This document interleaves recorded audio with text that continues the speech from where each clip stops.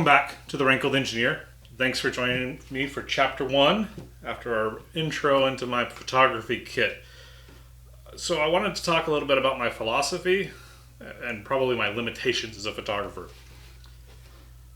As I said, I'm a structural engineer, so things to me are, binary almost all the time. It either works or it doesn't, and it's very calculated.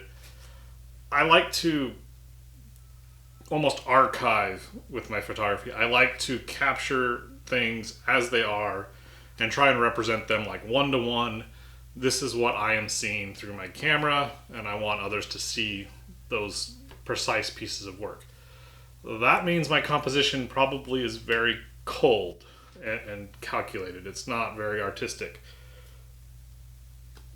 It is what it is. That's kind of how I started in photography, and that's what I like to do. I like to be able to get as high a resolution an image as I can so you can zoom in, and see every detail of an image. That means I used to do a lot of compositions where I would take 40 pictures of Cinderella's castle and stitch them all together. Yes, you're able to zoom in and see all sorts of intricate details in high fidelity. But I don't know how many people really want to look at that kind of artwork or those kind of photos. I enjoy them. I love being able to see great detail of things. And it means I also tend to center frame almost all of my subjects because that's the way you archive those kinds of things. That's the way you represent things one-to-one. So I don't follow the rule of thirds very often, and I don't do some of the other techniques that are out there because I was always trying to push for realistic. I'm just trying to represent what's there. I've started to shift my focus. I've started to look at smaller things and creative ways to have foreground and backgrounds and things that leading lines that lead you into the subject. With the new paint scheme of Cinderella's castle at Magic Kingdom, I've started to take more of a thematic approach to capturing that as opposed to a cold, hard, calculated approach. So I feel my photography is getting better. I've always been really good at framing, getting the right things in the frame. I've got a couple of photographer friends who like that about me. Again, my composition's where I feel I lack.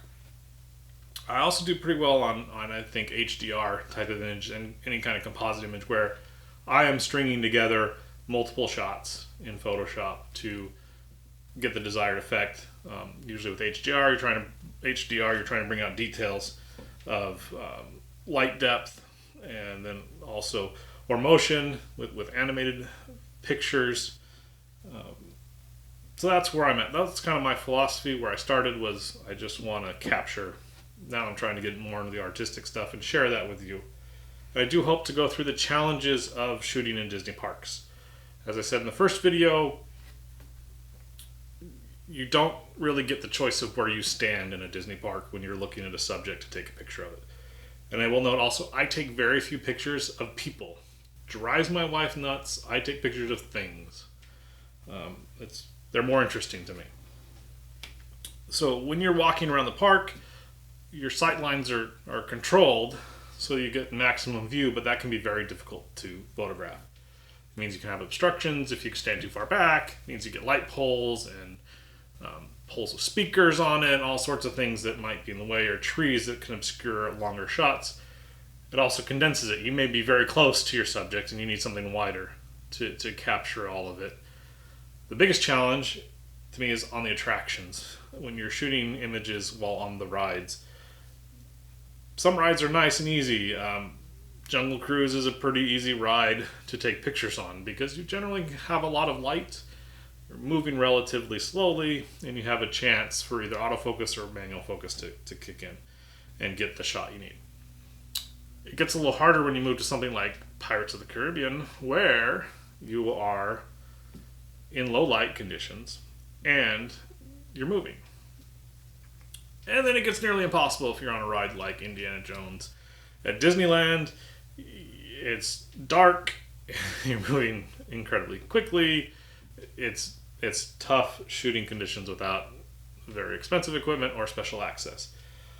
I like all of my pictures, all my photography to be very approachable. Anybody can recreate them.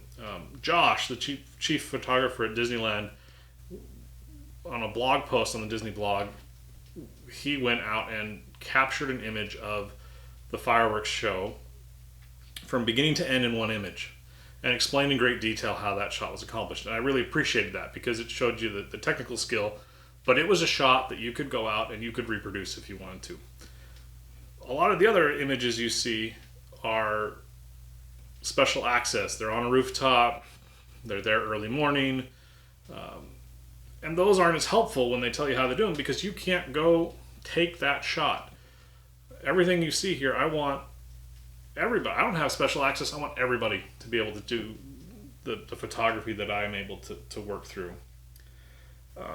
So the first type of photography I generally deal with is buildings and landscape at the parks. I like the wide shots of the castle or Space Mountain, any of those, Haunted Mansion. But you face challenges in that the sun always sets behind Splash Mountain. So how do you get a good picture when you can never have the sun rising behind you, lighting your subject? That's a challenge of shooting in the park. I found for landscape photography in the park, a tripod's a must.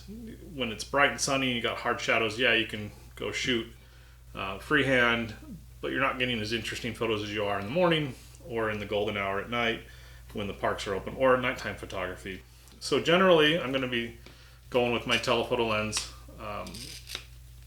for the far shots, or the stock lens that's a variable focal length lens that's on my camera. That's going to get me 90% of the photography I deal with. When I'm dealing with pyro or fireworks outside, I may go with the faster lens unless I'm going to do some long exposures, and then I'll stick with my typical lens that's on the camera. When I'm on an attraction, it's a tough call between the fast lens that allows me to shoot in really low light conditions, but now I'm manually focusing, but you have to do in low light conditions anyway. So something on Pirates of the Caribbean, this is what I almost always shoot, is this wonderful 50mm lens that I talked about in the last chapter. If I'm on a jungle cruise, I'll switch between the three lenses that I talked about in the first chapter. The one that I'm shooting this video with probably goes about a quarter of the time, but I generally am going to say I'm going to go with the faster lens because I'm still moving, so I want to freeze that motion and capture that image quickly, and that can only be achieved with a very fast lens without blowing out with noise on your isometric or your ISO readings. Small details in the park. I've got a picture I really like that's of Jiminy Cricket, and he's yay big, and he's sitting he's a brass statue that's sitting on Pinocchio's leg, and it's around the hub at both Disneyland and Magic Kingdom. I was able to capture that with, believe it or not, the D3300 and this lens. But I had to stand far back, and I was relying on the resolution of the camera to be able to, the image was this big, and Jiminy was this big. When I was a teenager, my dad had a macro lens, and I'll show those pictures, that I went around and I took all of the statues with the macro lens that are around the hub at Disneyland, and they're gorgeous. They fill the frame. I was able to be right at that, close enough to just get some insane detail from a film camera. And so I'm hoping to add the macro lens to my kit here shortly and be able to go back and take that picture of Jiminy Cricket and get even better detail as a result of being able to get much closer and get a larger percentage of him on my image sensor. Nighttime photography and HDR. I like HDR to a certain extent. When you start getting the fake look in HDR, and you can tell it's an HDR photo, okay, I'm not quite into it. But the uniqueness of a Disney park is that you have themed lighting that isn't natural, and it doesn't, it looks perfect. And when you're looking at it with your naked eye, you're able to adjust as you look at the various portions of the image. Recreating that in an image where you have that nice even light for each of the accent lights that are there is a different story. I love recreating that look and that in those kind of image. I've got a pretty decent one of Small World when it's lit up with Christmas lights. I've got another good one of the train station on Main Street at Magic Kingdom. And the pavilions at Epcot are also a great place where they are accent lighted. And the only way to really get that depth of light is through an HDR image where you're using multiple exposures and compositing them into one. Ultra high resolution images. So I said at the beginning, I really like being able to just zoom in infinitely into a picture and see all the fine detail. So there's some fun that can be had there. So I have and I'll put this on my website, I have a 360, it's actually closer to 330 degree set of images that I did around World Showcase, where I took 100 photos and stitched them together. And that will be one of the chapters we talk about is stitching together these images. I want to go back and redo that because I did that on the D3300 with this lens, freehand. I did not have a tripod at the time. I want to go back with the D750 and a tripod and recreate that image because it's cool to be able to just pan all the way across on your image and see that. It's also fun to go and take really close looks at the castle or the Matterhorn or things like that, where you could easily capture it in one image or you can capture it in multiple images. Just yesterday, I took what I think is the definitive pictures of the mosaics that are in Cinderella's castle, and I'll link to that as well. They're made up of 5 to 8 images, top to bottom, stitched together in Photoshop. It allows you to really get the focus since you're at varying distances from it, and it allows you to zoom in and see the intricate detail of the mosaics, which to me is the beautiful part of the mosaic. Yes, you can stand back and look at the larger picture that it creates, but being able to go in and see the various tile shapes and colors and textures has its benefits as well. And then taking pictures of the fireworks, or those in the know of the Pyro, at the Disney parks and the shows like Fantasmic, that is a fun time, and it's difficult to shoot some of those with tripods, but the fireworks I strongly recommend you take a tripod, and we'll discuss in the Pyro chapter where you want to be, when you want to be there, and how to be there, and some of that may have changed now with the restrictions, and obviously we don't have Pyro going on now. Or the shows, so we'll see what happens when those come back. I would strongly suggest you get a polarized filter. We will show some images in one of the chapters, polarized versus unpolarized, when this really helps and makes your images really, really pop. I try not to do a lot of post-production on my photos, mostly because I don't have time to process 1,000 photos or 500 photos from an afternoon of shooting. But I also like to just pull it out of the camera and send it to people and say, hey, look at the shot that I got tonight. And I take a lot of bad pictures. So yes, I took 500 or 600 pictures yesterday. Half of them are, I'm never going to look at again. I take a lot of bad pictures. But it's a matter of getting the good pictures. And it doesn't matter how long it takes you in this day of digital photography. It's cheaper and much easier to shoot than it was in the film days.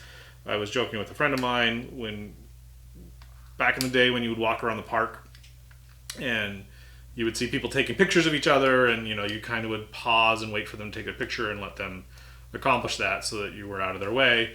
That our etiquette has changed a little bit, which I'm totally okay with, in that you pause for a second or two, and if they take the picture, great, but if they don't, I'm walking in front of you because it's free now to take another picture. So I do appreciate it. When I'm out with the tripod, people are very accommodating, and you'll be shooting at 45 degrees up, and they'll stop and wait for you to take a picture, and it's like, no, it's okay, you're not in the field of view. It makes me smile a little bit, but I do appreciate the courtesy there. People at the parks are wonderful. It's a wonderful subject matter, and it is a wealth of things to capture that are both beautiful and practical, and I think people want to see them. And I've got a pretty good catalog of things I've captured over the last 5 years of taking a lot of pictures at the parks. I've had the blessing of being close to Disneyland for about a year and a half, and now Disney World for 2.5 years. Whereas before I had to, it was once or twice a year that I would visit, and so it wasn't prudent to take lots of pictures. Now I'm there almost every week with the opportunity to take pictures. And while I don't like the restrictions and the reduced capacity that we live in 2020, the parks are a photographer's paradise now. And this summer they were phenomenal. Not because there aren't people there. I mean, the attractions are getting crowded now. It's October, and the lines yesterday were back pretty close to normal, even though they're running at reduced capacity.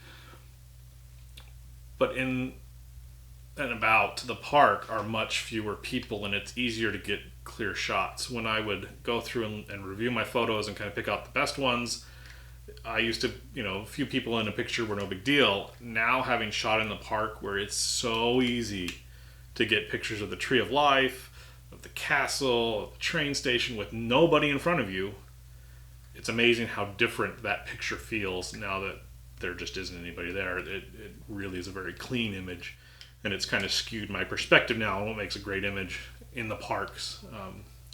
So I do enjoy it. It's a fun time to be a photographer from that standpoint. Thank you for joining me for Chapter 1, and we will move on to some fun specific challenges of shooting the park in the later chapters. Not sure when that'll get done, but hopefully soon. Thank you. I am the Rankled Engineer. If you like this stuff, please comment. Let me know what you're thinking. Subscribe. You can find me on YouTube, LinkedIn, and Instagram. I try and post a picture of the Disney parks every day. So thank you, and have a good one.